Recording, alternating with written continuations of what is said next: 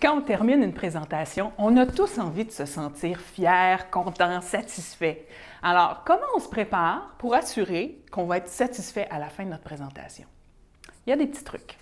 La première chose qui est super importante et qui est critique, je dirais, c'est de se cibler un bon objectif. Comment qu'on peut savoir, mesurer si on a atteint notre objectif? Alors, c'est là qu'on peut évaluer si dans notre présentation, on l'a atteint, on l'a réussi, on peut être fier de soi. Au-delà de « est-ce que j'ai été parfaite? Est-ce que j'ai fait à la perfection? » Ce n'est pas un bon mesurable. Alors, on veut sortir de là. Pour établir un bon objectif, le premier truc, si votre objectif, parce que spontanément, quand je demande aux gens, c'est quoi ton objectif? Ah, ne rien oublier. Que mon patron soit satisfait de moi. Parce que je veux avoir une promotion, c'est super important que je sois bon en communication.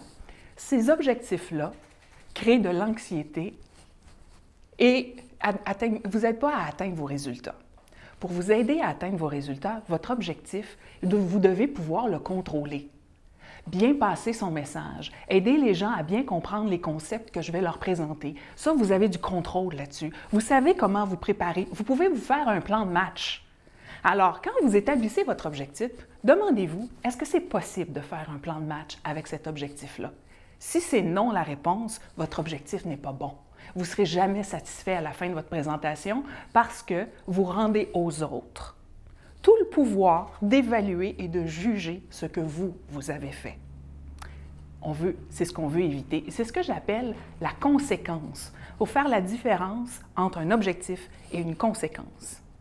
Si j'atteins mon objectif par effet de conséquence, il y a bien des possibilités que mon patron soit très satisfait de moi et qu'éventuellement j'aie une promotion. Ça sera une conséquence, mais ça ne peut pas être la direction que vous vous fixez, parce que ce n'est pas ça qui va vous aider.